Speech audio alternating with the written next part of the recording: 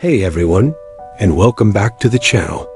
Tonight, we're diving into a tale that will make you rethink everything you thought you knew about logic, reason, and those late-night whispers in old dormitories. Ever had a roommate who just knew things you dismissed as nonsense? Well, Miggs certainly did, and it led him down a path he could never have imagined. Get ready to turn down the lights, maybe grab a blanket, and listen closely to the chilling story of Santa Isabella. The Santa Isabella dormitory always had a scent. That's the first thing you'd notice. Not a pleasant one. It was a heavy, suffocating mix of wilted calichuchi flowers, cheap floor wax, and the old damp rising right from the concrete walls.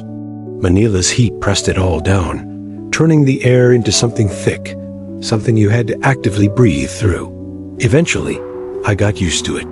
I got used to the tired hum of the single fan, desperately trying to cut through the oppressive air, but never quite cooling it. I got used to everything, except my roommate, Paulo. Paulo wasn't just superstitious. He was a living, breathing library of the most grotesque legends you could imagine. Every single night, as soon as the lights went out, he would begin. "Miggs," he'd whisper from his bed across the room, his voice barely audible above the fan's drone. "Do you know why the fourth floor is always locked?" I'd just turn a page in my law book. The tiny beam from my desk lamp was the only thing fighting back the encroaching darkness. "Because it's structurally unsafe, Paulo," they told us that during orientation. It was the practical, logical answer. I could almost hear him shake his head, the rustle of his pillow distinct in the quiet. "No. It's because of the girl in room 413. They say she stayed there too long. She forgot she was dead. They say if you listen closely at 3 in the morning, you can hear her brushing her hair." That was it. I slammed my book shut, the sound echoing a bit too loudly in the quiet room. "Paulo, please, I have an exam on Monday." He went silent then. But Paulo's silence was never peaceful. It was always heavy, always filled with unsaid words, with aswang imulto, with the crying of Tayanox in the deepest parts of the forest. He believed in all of them with the same intense conviction that I reserved for logic and reason. To me, his stories were nothing but contamination. Psychological noise that only distracted me from my studies, from my duties in the student council. I was here to build a future, to construct something real, not to dig up some rotting, mythical past. Midterms arrived, and with them, a strange kind of relief. The dorm thinned out. That heavy silence I knew so well shifted, becoming hollow, almost empty.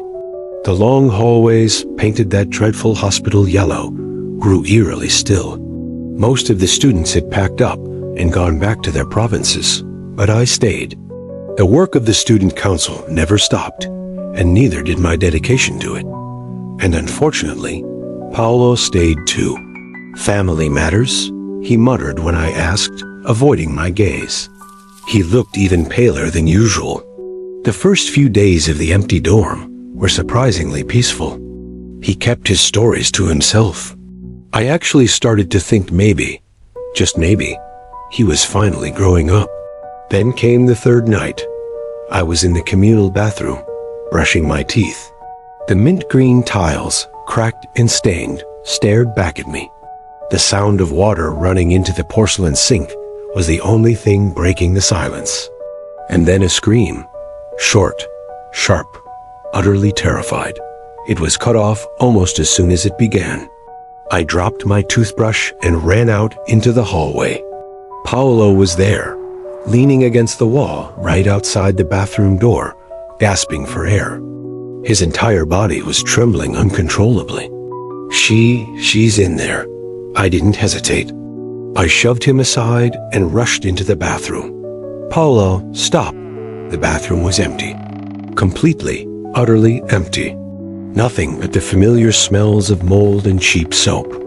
"There's no one here," I said, my voice laced with irritation. "What the hell are you doing?" "In the mirror," he sobbed, pointing a shaking finger.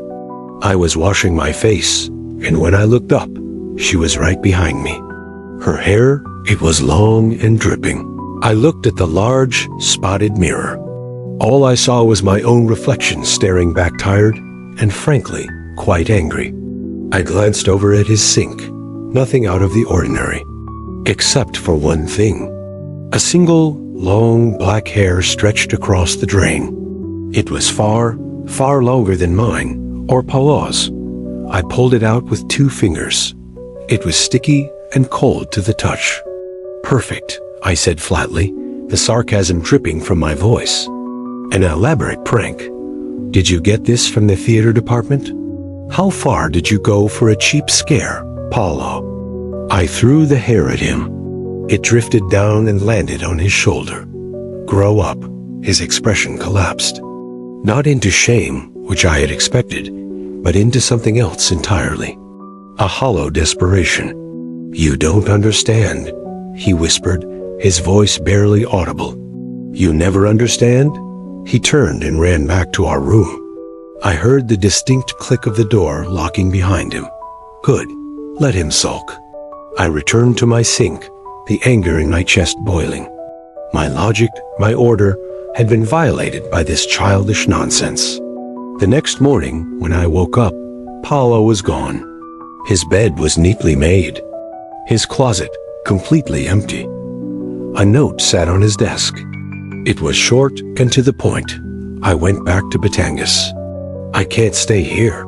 A massive wave of relief washed over me. Finally, silence, rationality. I could actually work. I spent the entire day organizing papers, the quiet of the empty building like a comforting blanket around me. The fan's hum was my only companion. The hallway was still. No whispers, no rustling, just me and my work. Everything made sense again. That night, the storm hit. It hadn't been forecasted, just a sudden, violent tropical downpour that rose unexpectedly from the sea. Wind screamed through the gaps in the window. Rain pummeled the glass like hurled stones. And then, the power went out. It wasn't a flicker. It was a sudden, decisive cut. The fan went silent. My desk lamp died. The room fell into a thick, tangible darkness. The silence that followed was heavier than anything Paulo had ever conjured, pierced only by the howling wind outside. I sat completely still. My heart gave one hard beat, then, surprisingly, steadied. Just a blackout, I told myself, trying to calm the rising unease. I reached for my phone. Battery, 40%, enough to last. I turned on the flashlight. The room looked strange under the harsh, artificial light. Shadows danced oddly, making familiar objects seem alien. Paulo's empty bed, stripped bare, looked like an open mouth in the gloom. I stood and went to the window. Rain streamed down the glass, blurring the outside world. No lights from other buildings. The entire area seemed to have been swallowed whole by darkness. That's when I heard it. It wasn't the wind. It wasn't the rain. It was a scratching sound. It came from the hallway. Slow, wet, like something heavy being dragged across the tiles. Drag, stop. Drag, stop. I froze. Cold sweat broke out on my neck. The heat in the room, already suffocating, now felt crushing. Paulo, I called out, my voice hoarse, unsure. Is that you? The joke's over. The scratching stopped. I held my breath, straining my ears. Only the relentless rain outside. He's gone to Batangas, I reminded myself, trying to sound convincing. I saw the note. He couldn't be here. It's a trick, a complex prank. He must have asked someone to do this. The scratching started again, closer this time, right outside my door. Drag, stop. My heart pounded like a trapped bird against my ribs. I know you're there, Paulo. This isn't funny. I'm calling security. I lifted my phone, but there was no signal. Empty bars. The storm must have knocked it out. Then I heard a whisper. It came through the wood of the door. Dry, like dead leaves rustling. It said one word. Miggs? It wasn't Paulo's voice. It was cold and thin, and it sent a fresh wave of terror through me. I backed away, stumbling into my desk. My phone's light trembled violently against the door. Someone's there? I tried to shout, but it came out as a desperate, terrified rasp. The scratching turned into knocking. Not a pounding. No, it was gentle. Testing. With one finger. Tap, tap. Then my phone rang. I screamed, dropping it. The light died, plunging the room back into perfect, suffocating darkness. But the screen lit up again, almost instantly. One name glowed on it, an impossible name. Paulo. I snatched it up, my hands shaking so violently I could barely hold it. I answered, Paulo, Paulo, where are you? Someone's outside my door. Only static answered me at first then, crying. Miggs, his voice cracked with pure terror. Miggs, I'm sorry. I'm on the bus. I just reached the stop. I'm sorry. What are you talking about? Paulo, someone's trying to get into my room. The knocking stopped. I tried, Paulo sobbed, his voice desperate. I tried to make you believe. I thought if I could make you scared, you'd believe. You have to believe to be safe. A chill colder than any sweat crawled down my spine. Believe in what, Paulo? What are you talking about? I whispered, staring at the door. The girl, room 413. She's not a story. I saw her, for real. Not just in the mirror, Miggs. She's been watching us. But she can't touch me, because I believe. I know she's there. His voice rose into a hysterical, high-pitched wail. But you don't believe. You think it's a joke. Paulo, stop, I whispered, my eyes glued to the door, which now felt like a fragile barrier. That hair, he cried, his words tumbling out. It wasn't mine. I saw it after she disappeared. I was too scared. I ran.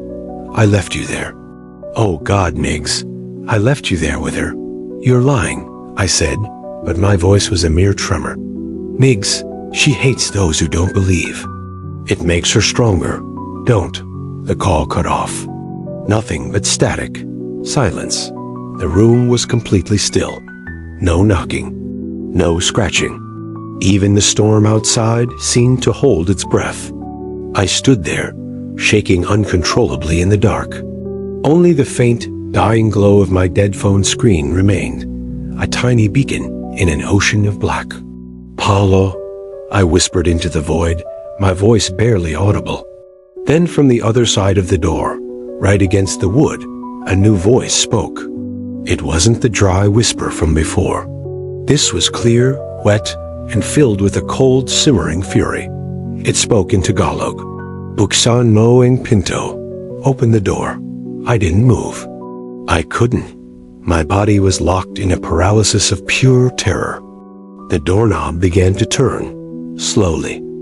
Metal scraping against metal in the dead silence. It turned right, stopped, then jerked left. The latch, I hadn't locked it. After Paulo ran off, after I dismissed him as childish, I hadn't bothered to lock it. The door creaked open. A thin slit of hallway darkness appeared, growing wider with agonizing slowness. And from that slit came the scent. Not floor wax, not mold, just calachuchi. Too sweet. Too heavy. The scent of a funeral. It drifted into the room thick and cold, carrying with it the horrifying sound of wet hair dragging across tiles.